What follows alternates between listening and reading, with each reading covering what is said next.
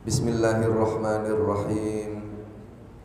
Wa idza hayyitum bi tahiyyatin fahayyu bi ahsana minha aw rudduha.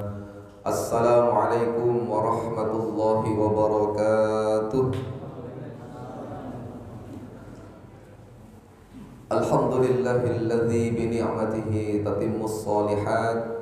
Walhamdulillahilladzi hadana li hadza وما كنا لنهتدي لولا أن هدانا الله أشهد أن لا إله إلا الله وحده لا شريك له وأشهد أن محمدا عبده ورسوله اللهم صل وسلم وبارك على نبينا محمد وعلى آله وأصحابه ومن تبعهم بإحسان إلى يوم الدين قال الله تعالى في القرآن الكريم أعوذ بالله من الشيطان الرجيم يرفع الله الذين آمنوا منكم والذين أوتوا العلم درجات. Bapak-bapak, ibu-ibu, segenap jamaah sholat maghrib dan kajian Sabtu malam Masjid Al-Mahdi yang dimuliakan Allah, segenap takmir Masjid Al-Mahdi beserta pimpinan Ranting Muhammadiyah dan Aisyah Gerabakan, hadir pula pimpinan cabang Muhammadiyah Wonoayu, Pak Nardi dan teman-teman. Syukur alhamdulillah malam ini kita bisa bermuajahah dalam keadaan sehat walafiat. Mudah-mudahan Allah Subhanahu wa taala senantiasa menerima apa yang menjadi upaya kita untuk senantiasa mendekat kepada Allah dalam rangka meningkatkan iman dan takwa kita dalam bentuk ibadah, yaitu ngaji pada malam hari ini. Salawat wa salam semoga tetap tercurah atas Rasulullah Muhammad sallallahu alaihi wasallam beserta keluarga dan sahabat-sahabatnya yang tercinta. Marilah kita awali kajian malam ini dengan bersama membaca basmalah. Bismillahirrahmanirrahim. Pada awal ini izinkan kami memberikan motivasi yang datang dari Rasulullah Muhammad SAW. Dalam hadis yang diriwayatkan oleh Imam Muslim, Rasul bersabda, "Wa majtama'a qaumun fi baitin min buyutillah yatluna kitaballah wa yatadarasunahu bainahum illa nazalat 'alaihimus sakinah wa ghasyiyatuhumur rahmah wa hafathumul malaikah wa dzakarahumullahu fi man indah." Bapak-bapak, ibu-ibu, ketika ada sekumpulan orang yang kemudian berkumpul dalam satu majelis, maka Rasul mengatakan tidaklah ada sekelompok orang yang berkumpul dalam satu rumah di antara rumah-rumah Allah, termasuk di dalamnya adalah Masjid Al-Mahdi.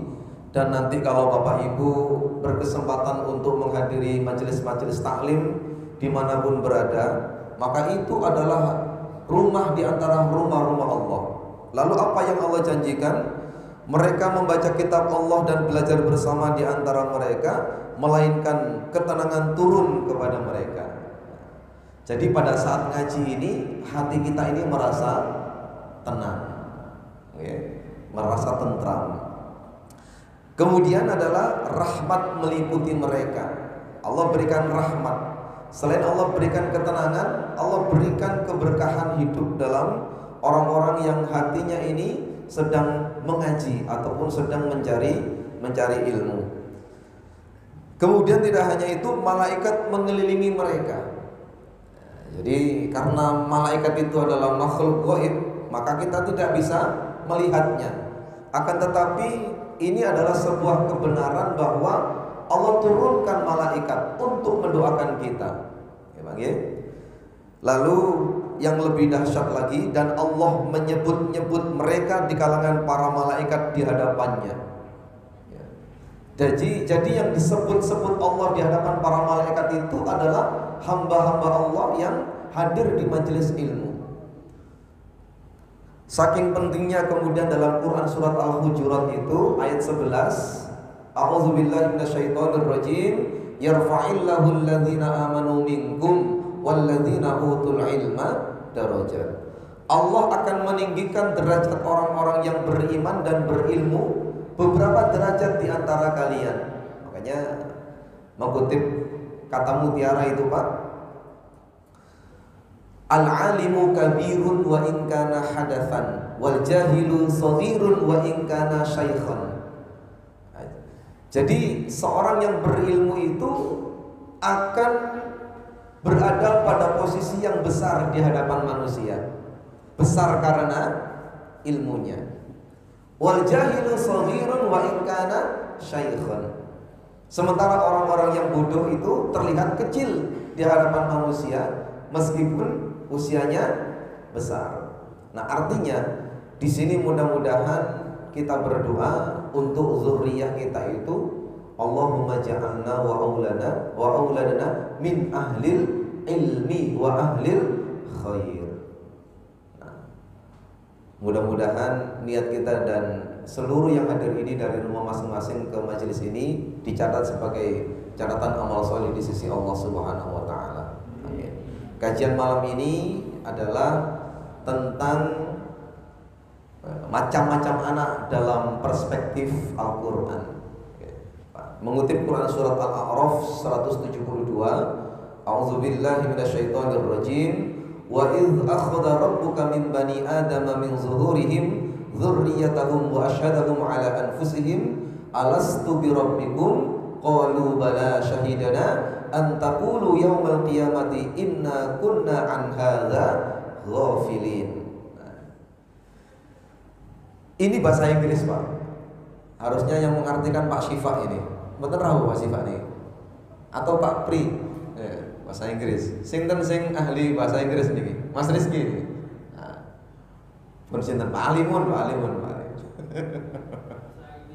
Bahasa LPG, enten bahasa LPG. Nek rada goyang-goyang enteng berarti isine pun kurang. Jadi dan ingatlah ketika Tuhanmu, ya.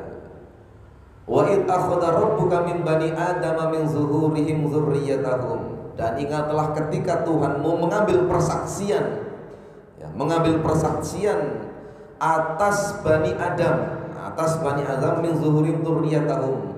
Ketika itu, ya, pada posisi tepatnya setiap ruh yang ditiupkan Allah dalam alam kandungan itu berusia 4 bulan, ya, ini mengambil persaksian atas mereka. Apa persaksiannya? Alastu bi rabbikum qalu bala syahidana. Allah kemudian berkomunikasi, berdialog dengan setiap ruh yang Allah tiupkan kepada setiap janin itu dengan persaksian, apakah aku ini Tuhanmu? Nah, ini. Apa jawabannya? Qalu bala syahidana. Nggih Gusti Allah, panjenengan Tuhan kula. Kurang lebih seperti itu. Nggih. Antaqulu yaumal qiyamati inna kunna an hadza ghafilin. Semacam ini dilakukan oleh Allah karena Allah tidak ingin ketika nanti di hari kiamat manusia-manusia itu lalai dengan persaksian-persaksiannya ketika masih di alam kandungan. Nah, inilah kemudian yang menyebabkan turunnya hadis ini, bahwa setiap bayi yang dilahirkan di muka bumi ini dalam keadaan fitrah. An Abi Hurairah radhiyallahu anhu qala Nabi sallallahu alaihi wasallam kullu mauludin yuladu 'alal fitrah fa abawahu yuhawwidanihi aw yunassiranihi aw yumajjisanihi. Rawahul Bukhari wa Muslim. Bahwa dari Abu Hurairah radhiyallahu an, Rasulullah sallallahu alaihi wasallam bersabda, setiap bayi yang dilahirkan ini dalam keadaan suci. Nah, sucinya bayi itu kembali kepada Quran surat Al-A'raf ayat 172, bahwa bayi yang dilahirkan itu masih terikat dengan persaksiannya terhadap pengakuannya atas Allah Subhanahu wa taala sebagai Tuhannya. Kemudian tergantung di mana lahirnya bayi ini, Pak. fa abawahu yuhawidanihi au yunassiranihi au yumajjisanihi. Tergantung nanti bapaknya menjadikan dia seorang Yahudi ataukah Nasrani ataukah kemudian seorang Majusi. Bapak-bapak, ibu-ibu, kita bersyukur lahir di tengah-tengah keluarga yang lahir procot cower sampun otomatis Islam. Apakah ada yang hadir di sini yang lahir dalam keadaan di tengah-tengah non muslim begitu? Enten Pak Dhani mungkin? Atau Pak Nas? Langsung strut, langsung muslim. Alhamdulillah. Nah, oleh karena itu kita patut bersyukur dan mensyukuri hidup di tengah-tengah kalangan keluarga Islam. Tapi keluarga kita ini kan macam-macam nggih Pak nggih. Ada yang keislaman keluarga kita itu 100%. Bapak ibunya pinter ngaji. Tidak hanya pinter ngaji, juga ditambahi ngerti hukum. Ada yang begitu Pak. Ada yang kemudian mengerti batasan-batasan dalam Islam. Tapi ada pula di antara kita ini, meskipun lahir di kalangan keluarga muslim, ada yang keislaman orang tuanya itu 50%. Ya. Salate arang-arang. Nggih, salat tapi kari-kari. Yugane pun angger sekolah mawon, tidak dipilihkan sekolah-sekolah yang terbaik gitu. Ada. Itu angger-angger Islam, pokoknya mampu-mampu Islam. Tentang aurat, ngoten diperhatikan atau tidak, ada yang begitu. Keluarga ini muslim, tapi kadang-kadang nggak ngerti hukum, nggak ngerti batasan-batasan. Enten keluarga niku sing dalam satu keluarga itu minumi tangan kiri, makme tangan kiri, mlaku-mlaku, maam jajan. Bapak ibu negur, nggih mboten, mboten. Kranten keislamannya 50%. Tapi mereka yang hadir hidup di tengah-tengah keluarga yang 100% keislamannya itu diperhatikan. Sejak kecil itu pun dibiasakan pakai jilbab. Nggih, Pak. TKA aja nggih medal ngoten, aja metu dhisik, ndi jilbabmu? Mana jilbabnya? Pakai pembiasaan. Bapak ibunya sudah nyontoni begitu. Lalu ketika adanya jalan-jalan, anaknya makan dengan tangan kiri ditegur. Sini. Kalau makan tangan kanan sambil duduk. Ada seperti ini keluarga? Ada. Enten sing los, pokoknya los dol pokoknya. Sing penting gak ngerusak pagere tonggo. Enten Pak, macem-macem. Nah, itu tergantung keluarganya. Mau menjadikan dia seorang Yahudi, Nasrani, Majusi, atau kemudian anak-anaknya dijadikan anak-anak yang mengerti agama. Kadang-kadang yang sudah ada loh Pak, orang tua itu yang 50% keimanan, tapi dia punya azam, dia punya semangat, jangan sampai anak-anaknya itu seperti dirinya. Enten sing ngoten. Bapakmu biyen niku kepengin mondok le. Tapi mbahmu biyen niku gak duwe bondo.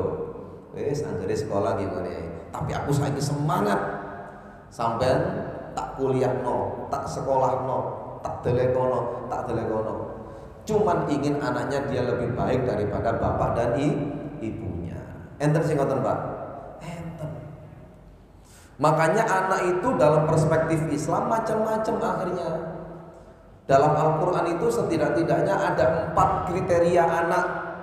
Pertama, ya, itu disebutkan dalam Quran surat Al-Kahfi ayat 46, anak itu menjadi perhiasan. A'udzubillahi minasyaitonirrajim. Al-malu wal banuna zinatul hayatid dunya wal baqiyatus sholihatu khairun 'inda rabbika thawaban wa khairun amalan. Ini pertama. Jadi surat Al-Kahfi itu menjelaskan bahwa al-malu harta benda, wal banun dan anak-anak itu zinatul hayatid dunya, menjadi perhiasan kehidupan dunia. Wal baqiyatus sholihat khairun inda rabbika thawaban wa khairun amalan. Tetapi anak-anak yang solih, ya, istri-istri yang solihah itu lebih baik, ya, terhadap Tuhannya, ya, atas jaza thawaban pahala, dan kemudian termasuk di dalam adalah amalan, apa harapan-harapan itu. Nah artinya kalau bicara tentang perhiasan Pak, biasanya sing dipameraken tiang niku napa sih Pak? Yang biasa dipamerkan manusia itu napa Pak? Biasa manusia itu pamer pertama dengan harta. Enten sing pamer dengan mobilnya, ada yang pamer dengan jabatannya, ada yang pamer dengan emas-emasannya, ada yang pamer dengan apanya Pak? Karangane enten Pak. Nah, kalanganku di kecamatan Rembung 2 hektar, kecamatan Wonoayu 4 hektar, kecamatan Tulangan 9 hektar, wis sama total. Itu zaman dulu kakek buyut saya itu rata-rata tuan-tuan tanah. Saat ini jangankan tuan tanah, karangane ibu ini dedeki oma, mboten gak ada latar. Saat ini nggak ada kawal nutup embong. Zaman trin kalau alit itu tiang nggak ada hajat ini mboten enten sing nutup embong. Lalu apa? Latare ombo. Saat ini sepeda motor metu niku pun jalan raya. Nanti mau mepet kali jalan raya. Ini jadi perhiasan. Yang kedua, biasanya yang suka dipamerkan kepada sesama manusia itu adalah anak-anaknya. Oke. Anakku yuk, alhamdulillah, wis iso ngono, wis iso ngene. Sakniki jenengan kula tanggleti. Nek bapak-bapak, sing ibu-ibu sing usianya masih milenial 30, 40, 50, sing sering diposting niku napa, Pak? Healing kali sinten? Kali anak-anake. Sing dadi foto profil HP. Ayo, sing dados foto profil HP jenengan. Keluarga. Niki nggih keluarga kula. Nggih to? Juwarang manuk emprit mriki niku. Tapi nek sing seneng manuk biasanya HP-ne DP-ne manuk. Sing seneng sepeda motor DP-ne sepeda motor. Gitu Pak. Tapi saya yakin yang paling banyak kalau mau disurvei 100 ya, dari 100 orang, insya Allah 80% itu yang ada di foto profilnya HP-nya adalah keluarga. Okay. Ya, jadi makanya orang itu kalau baru nikah yang ditanya itu mesti anake pinten. Nek pun rada sepuh kedhik, putune pinten. Nek pun 80 tahun, koncomu kari pira. Nggih, Pak Yit iki. Rencange kanton pinten? Nggih, sing seumuran iki nggih. Pertanyaannya tuh beda-beda. Kalau baru nikah ditanya pira? Nek ora tok gede anakmu sekolah teng pundi. Ngoten lho Pak. Terus putune pinten terus tak urus ngoten. Tadi itulah bahwa harta benda dan anak-anak itu adalah perhiasan. Itu yang pertama. Yang kedua, anak-anak kita itu bisa menjadi qurrata a'yun, menjadi pandangan mata yang menyejukkan hati. Ya Pak nggih? Pandangan mata yang menyejukkan hati. Itu dalam doa kita Rabbana hablana min azwajina pripun Pak? Wa dzurriyyatina, lanjut, qurrata a'yun waj'alna lil muttaqina imama. Jadi itulah doa kita yang kita harapkan kepada Allah supaya diberkahi, dikaruniai anak-anak yang qurrata a'yun. Anak-anak yang bisa menjadi penyejuk pandangan mata. Ini menjadi penting. Maka ditinggali Quran surat Al-Furqan ayat 74 tadi ini. Jadi anak itu bisa menjadi qurrata a'yun. Senajan boten ayu tapi manut marang Gusti Allah, manut marang tiyang sepah. Kapanpun kita membutuhkan anak kita hadir. Kula ngeten iki ngraosaken Pak. Lek ibu kula pun sepuh ngeten iki kantun setunggal, kantun ibu kula mawon. Niku yang dibutuhkan dari seorang ibu ataupun bapak yang masih hidup adalah kehadiran anak ketika orang tuanya membutuhkan. Saya yakin setiap orang tua itu sangat memahami dan tidak ingin ngeriwui, tidak ingin ngerepoti anaknya. Tapi nek pun mentok biasanya, le mrene apa diku? Aku terno suntik. Ngaten tok, Pak. Niku wae tiyang sepan niku kadang pun beto arto teng dompete. Ajenge dibayari kali yugane lho mboten purun. Tapi hanya ingin dia hadir supaya orang tua ini merasa tidak kesepian. Enggak ada yugo kali tiga kansal iku kersane mangke muares danten. Mboten uman, mesti mboten uman. Nggih. Niku mudah-mudahan putra-putri kula lan panjenengan sedaya dados putra-putri ingkang qurrata ayun. Amin Allahumma amin. Yang kita berlindung adalah semoga anak-anak kita ini tidak menjadi aduun ya ataupun fitnah. Kalau surat At-Taghabun ayat 15 ini adalah fitnah. Innama amwalukum wa auladukum fitnah ya. Wallahu indahu ajrun azim. Jadi anak-anak kita itu bisa menjadi fitnah, ujian Pak bagi kita. Ujian itu adalah sesuatu yang Allah timpakan dalam rangka untuk menguji mengetahui keimanan dan ketakwaan kita. Jadi tidak perlu dipahami bahwa kalau kita diuji dengan anak kita berarti kita ini tidak baik di hadapan Allah. Boten. Sebab anak-anaknya nabi-nabi terdahulu, istrinya juga menjadi ujian bagi para nabi. Contohnya Nabi Nuh alaihi salam diuji dengan anaknya yang namanya Kan'an. Nabi Lut alaihi salam tidak hanya diuji dengan anaknya, tapi juga diuji dengan istrinya. Itu.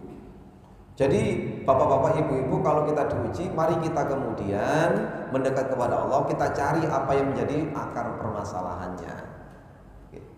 Yang nomor 4, anak itu bisa menjadi fitnah. Ini masih dalam Quran surat At-Taghabun ayat 14.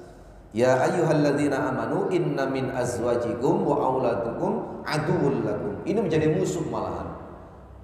Wahai orang-orang yang beriman, ketahuilah bahwa sebagian di antara istri kalian dan anak-anak kalian itu menjadi musuh bagi kalian. Nah, kapan istri menjadi musuh? Kapan anak menjadi musuh? Ketika betul-betul keluar dari koridor-koridor keislaman, ketetapan Al-Quran dan As-Sunnah, ini menjadi musuh. Bapak ya jenenge sholat, apa sih sholat? Sholat ya panjat-panjat ae, kata disuge. Nah, enten apa? Mau ngaji, wis gak usah ngaji. Mau ngaji gak ngarono suge. Nah, jadi ukurannya kadang-kadang harta benda. Tapi tengah malam ditelepon, kring, apa pesanan lele. Nanti situ bondo, budal mana? Wah, nek pesanan lele digengken budal. Sebab mantuk angsal cuan, asal hasil. Itu kadang ada Pak, istri yang begitu. Kita itu kadang-kadang kemudian bisa lebih menjadi solih karena istri kita, atau kadang-kadang kita menjadi tidak baik juga karena istri kita dan anak-anak kita juga. Semoga yang hadir ini Allah berkahi dengan keberkahan yang melimpah. Amin ya. Lalu bagaimana caranya? Ini Pak, ini kita perlu, bapak-bapak saya mau tanya, ini pilih yang mana Pak? Pilih yang anak yang menjadi perhiasan dan qurrata ayun, atau pilih yang bawah mesisan pun? Jadi fitnah sama musuh. Wis iku etat gak ngramut iku wae sak karep-karep sak cukul-cukule. Wis tadi ya tadi terserah Gusti Allah. Ngoten apa? Mau tanya Pak, anak itu anugerah atau musibah? Halo? Anak itu anugerah atau musibah? Anak itu adalah anugerah. Kalau anugerah berarti nanti kita diminta pertanggungjawaban. Tidak boleh asal-asalan. Ini yang pertama. Mari kita membentuk akidah dan keimanan untuk anak-anak kita. Bagaimana menanamkan keimanan dan akidah waktu kecil? Ya, kita mulai kalau sudah usia 7 tahun, sebagaimana sabda Rasul itu, muru auladakum bisolah wahum abna'u sab'ina sinin. Perintahkan anak-anakmu untuk sholat dan dia berusia 7 tahun. Nah, Kalau sudah usia 7 tahun Pak, yang laki-laki dibawa ke masjid. Dibawa ke masjid. Nyata niki luar biasa. Anak kalau ke masjid sendirian dibanding dengan ada orang tuanya, itu beda Pak. Saya beberapa kali membuktikan anak-anak saya itu mulai dari wudhu Pak, itu melihat saya wudhu. Estu, boten ningali tiang lintu, ningali bapake. Bapake wudhu niku carane ngoten, terus ngoten. Caranya pakai baju iki ngoten, pakai pakaian. Carane takbir niku lho ditingali riyen. Anak kecil itu pasti menunggu bapaknya. Allahu Akbar. Dia baru lihat, takbir, Allahu Akbar. Sampai kadang-kadang sujud tuh ngliring ngeten. Nah, ini bapakku sujud apa enggak ya? Ditingali ngeten. Tahiyat niku ditingali sak sikile Pak. Kadang-kadang anak kecil itu berdiri, dia muter ke belakang, ningali sikile. Loh, sikile kok ngene? Dia berusaha. Itu karena usianya 7 tahun belum paham. Itu ditanamkan akidah. Lalu menanamkan akidah yang paling mudah kalau masih kecil itu mengawali setiap apa yang diusahakan dengan basmalah. Ajeng imam basmalah. Basmalah le ditanya, "Pun basmalah napa dereng?" "Sampun, Bu." Nah, itu mengingatkan terus. Nanti akan termindset di alam bawah sadar, kalau mau makan saya harus baca basmalah. Itu luar biasa. Kalau sudah usia 10 tahun Pak, wadribuhum ya, pukullah. Jika usia 10 tahun dia tidak sholat, pukullah. Berarti kita diberi jatah waktu 3 tahun untuk mendidik anak-anak kita sholat. 3 tahun itu waktu yang lama atau yang cukup? Atau yang sedikit Pak? Halo? 3 tahun itu pun cukup apa kurang jenengan? Cukup. Pertanyaannya, jenengan hadir tidak 3 tahun itu dalam proses pendidikan anak-anak waktu sholat? Nopo diserahkan ke guru-guru TPQ? Kono le budal TPQ, kono budal TPQ. Kok diwuri gurumu ngaji, ya apa carane sholat sing bener. Waktu giliran sholat, bapak ibu mboten sholat. Ini mboten. Akhirnya disemprot ya mbok. Bapak ibu itu ngongkon nang TPQ ngaji, bapak ibu gak tahu ngaji. Loh, ngene iki cawang mulai pinter teko bapak. Iso bapak. Itu Pak, di masyarakat itu begitu. Kemudian kita mengenalkan Allah itu bagaimana ya? Dengan sholat. Karena Allah itu ghaib, sementara anak-anak itu masih dalam takaran berpikir yang konkret, tidak bisa abstrak. Ya, makanya caranya ya dengan banyak melafatkan kalimat-kalimat thayyibah, ya, selalu memberikan kesan dan informasi bahwa Allah itu hadir. Melihat yang baik kita ucapkan subhanallah. Kalau ada kesedihan kita ucapkan innalillahi. Kalau kita bersalah kita ucapkan astagfirullah. Itu begitu. Kita ajak anak kita rekreasi, lihat pemandangan yang indah. Ya napa menjene Pak? Subhanallah, masya Allah. Jangan begini, kalau api lo. Ngoten tok, tidak ada nilai-nilai akidah sama sekali. Ya. Termasuk kalau anak-anak kita ini berprestasi, maka libatkan Allah di dalamnya. Biasanya kalau memuji anak gimana Pak? Yang ini ki anaknya bunda, anaknya bunda pinter. Nek ana masalah, ya ngono kok niru bapake. Jadi kalau yang baik-baik niru ibuke, nek elek-elek niru bapake. Mboten ngoten. Jadi kalau baik, alhamdulillah dulu. Alhamdulillah Mas, bunda ayah seneng kalau sampean dadi anak sing pinter. Dipuji dulu Allah supaya anak ini memahami bahwa nilai prestasi yang dia dapatkan itu tidak lepas dari campur tangan Allah. Ngoten. Nomor kali mengajarkan agama dan akhlak ini penting Pak. Ya, dari cara masuk rumah orang. Sebab ada anak itu yang tidak diajari bapak ibunya, seludur mlebu griyane tiyang, seludur masuk. Krana enten kancane teng mriku langsung mawon. Ada lho Pak anak itu yang kemudian langsung tune up maksudnya. Langsung ada mainan, langsung wis gak ngerti ku mainannya siapa, langsung ribung, langsung dia main. Atau dia ngambil milik orang lain.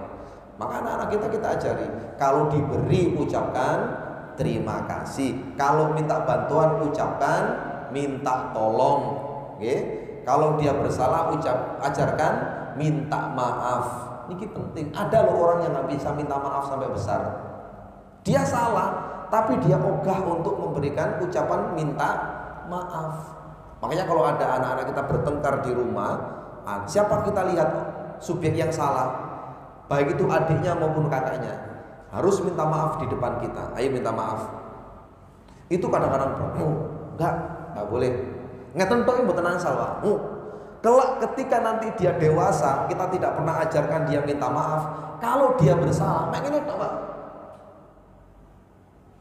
Purun jenengan ngoten.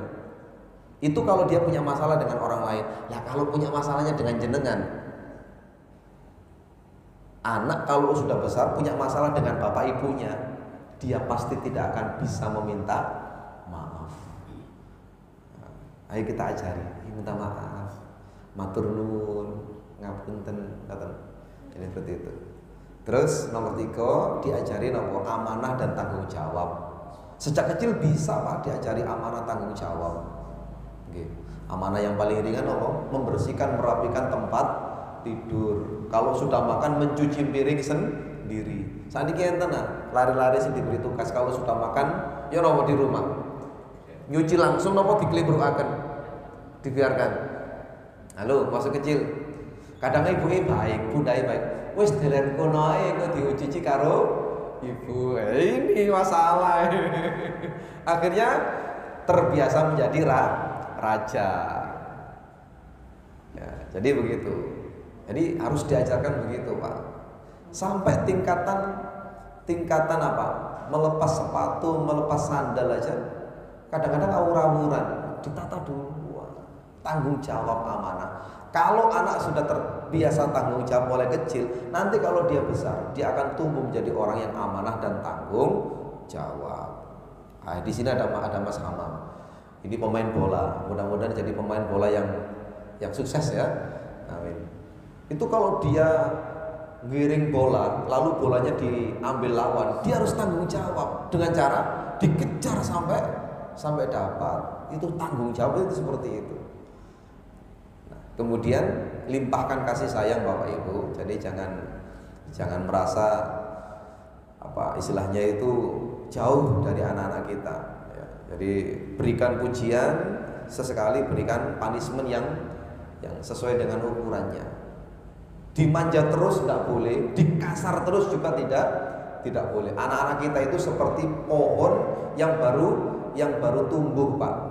Kalau kita terlalu keras, dia akan patah. Kalau terlalu lembek, dia tidak akan jadi apa-apa.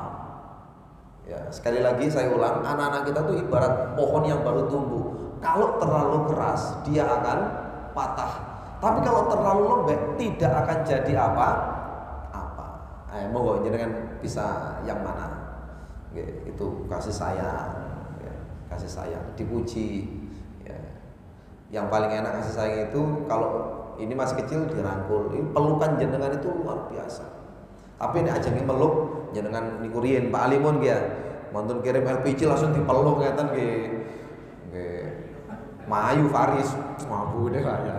Nah, minimal bersih dulu. Kemudian ayo kita pilihkan kawan-kawan terbaik. Ini kalau untuk anak-anak yang SMP SMA ya. Karena almaru ala dini khalilihi. Agama seseorang itu tergantung agama teman-temannya. Kalau di rumah sudah baik, di tempat belajarnya sudah baik, maka di masyarakatnya juga harus baik. Kita pilih teman-teman terbaik, Pak. Kita tidak selektif, tetapi kita ingin yang terbaik untuk anak-anak kita. Berapa banyak, Pak, ngapunten, hari ini remaja-remaja yang gagal kehilangan masa depan itu karena dalil solidaritas komunitas. Habis, Pak, anak-anak kita masa depannya. Nek gak ngono koyoke gak setia kawan. Iya, ayo kita lihat. Banyak yang kasusnya. Di media sosial pun boten karo-karuan. Lek jenengan tinggal di media sosial boten karo-karuan. Komunitas A, B, C, D yang tanda kutip yang tidak baik loh. Itu banyak. Ya. Jadi ayo kita biasakan kalau anak-anak kita punya masalah itu curhatnya kepada orang tuanya. Ini penting. Kalau curhatnya di medsos ini mengerikan. Curhatnya di komunitas ini mengerikan. Okay. Yang tidak kalah penting, kesuksesan anak, kebaikan anak itu juga tidak luput lepas dari doa orang tua. Jenengan pun mantep napa ndongaaken putra putri ini. Nggih, pun mantep napa dereng? Nah, niku. Kadang-kadang dongane niku khususnya kebutuhan. Nek ajenge panen, ya Rob, panen kula, panen melimpah, panen sing subur, anake lah lali. Kalau ini ajenge presan sing didongaaken sinten? Pun lewat Pak, pun lewat. Jadi sakolo-kolo. Tapi mendoakan anak jangan pernah putus. Karena bisa jadi kesuksesan kita itu ya beberapa persen itu juga datang dari doa orang tua. Ini Pak tips yang terakhir. Tipsnya dari Rasulullah supaya menjadi orang tua idaman. Nah, bahasanya begitu. Rasulullah sallallahu alaihi wasallam bersabda, "Ani bin Mas'ud radhiyallahu anhu qala ani Nabi sallallahu alaihi wasallam qala, ya, ala ukhbirukum biman tuharrimu alaihin nar." Maukah kalian aku tunjukkan orang-orang yang haram baginya tersentuh api neraka? Tentu mau, jawab Rasulullah. Bala ya Rasulullah. Sahabat itu kalau diberikan tips sama Rasulullah itu seneng. Maka jawabnya nggak yang lain, langsung bala ya Rasulullah. Kenapa tidak menggunakan kata na'am ya Rasulullah? Bala itu adalah sebuah reaksi cepat yang ditunjukkan oleh para sahabat supaya Rasulullah tidak menghentikan apa yang menjadi janjinya. Ini maksudnya begitu. Ayo cepet-cepet Rasulullah. Ya, kami sangat antusias, maka jawabannya bala. Ya. Pertama, qala ala kulli hayyinin layyinin qaribin sahlin. Ada 4 golongan yang terbebas dari api neraka. Pertama, ya, orang yang hayyinun, layyinun, qaribun, sahlun. Nah, penjelasannya hayyinun itu napa? Yaitu orang yang memiliki ketenangan dan keteduhan lahir maupun batin, tidak mudah memaki, melaknat serta tenang jiwanya. Anteng, Pak. Stabil. Jadi tidak mudah terprovokasi, tidak mudah kemudian melaknat orang, tidak mudah tersinggung, dia tenang, legowo. Rasulullah ini contoh yang utama. Rasulullah itu kalau dihina oleh orang-orang kafir Quraisy saat itu, Badui atau apa, itu sing gedem-gedem itu Umar mesti ditarik serban nih, Umar langsung pedangi. Rasulullah itu sampai seperti itu, tahu tenang. Artinya tenang itu bukan berarti kemudian tidak bisa bersikap boten, tapi tenang itu adalah dia ada ketenangan dan keteduhan. Dia kalau mau berpikir itu, kalau mau melangkah itu, kalau mau bicara itu betul-betul diatur, Pak. Terhadap anak ini kembali kepada anak, Pak ya, kepada anak. Satu, tidak mudah melebel, tidak mudah marah. Marah itu senjata terakhir orang tua. Orang tua kalau sudah kehilangan cara, itu paling mudah biasanya marah sambil mendelik oleh bapaknya. Ayo terus no. Nah, itu anak wis kelipus. Itu. Nah, orang itu bisa tenang, Pak, kalau hatinya itu ada ketenangan. Caranya adalah banyak-banyak berzikir.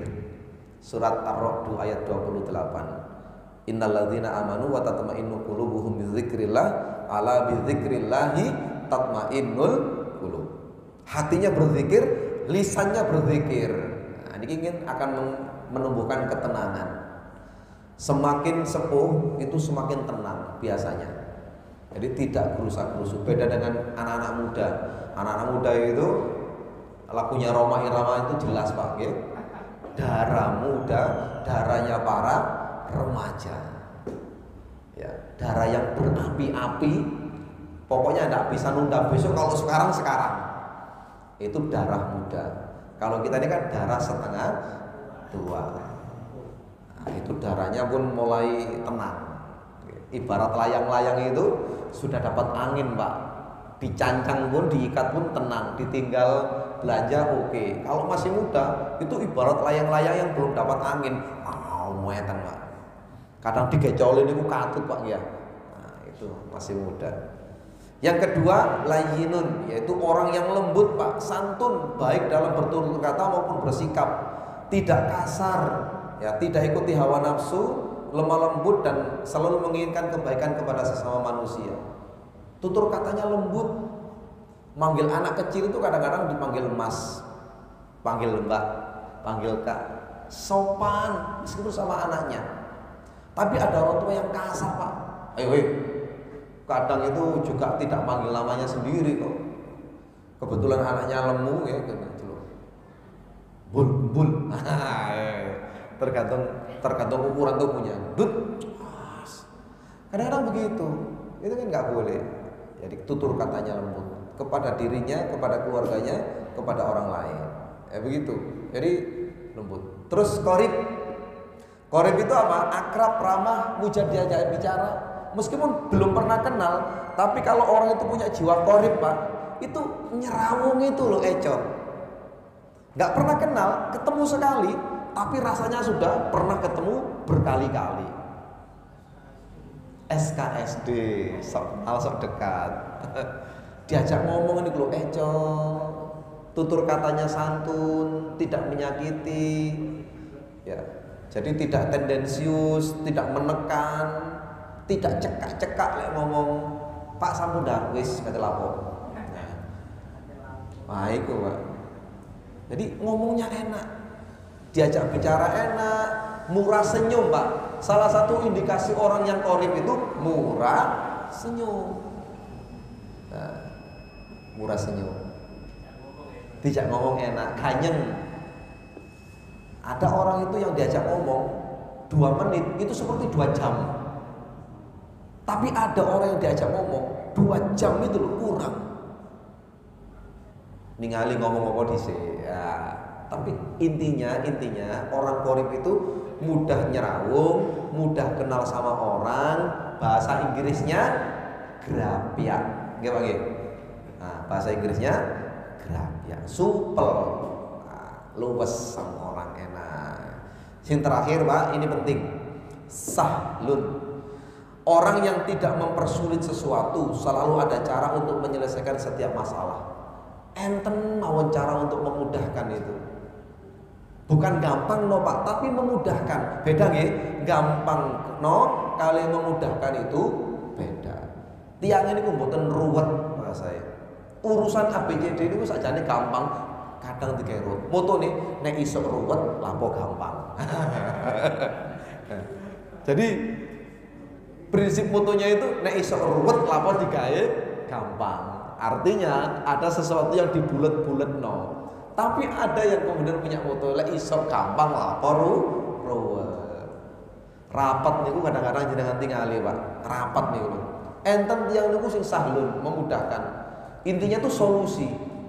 Tapi ada orang tuh bulet ae, mempersulit diri sendiri. Ya contohnya Bani Israil disuruh nyembelih sapi, tanglet warnane nopo.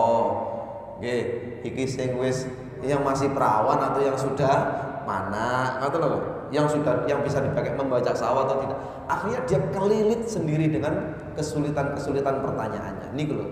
Jadi ayo Pak jadi orang yang memudahkan urusan orang lain. Insya Allah kalau kita memudahkan urusan orang, kita akan dimudahkan oleh Allah. Ini beberapa cara supaya kita menjadi orang tua idaman. Maka jadilah orang tua yang hayyinun, layyinun, qoribun, sahlun.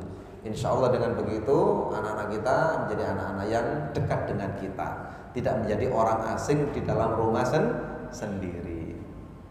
Cekap nggih Pak nggih? Nggih. Materi ini sampun kula kirim ke Pak Dani, mau menawi ngrasakaken mangke saged di-share teng jamaah. Mari kita akhiri dengan bersama membaca hamdalah. Alhamdulillahirabbil alamin dan kafaratul majlis.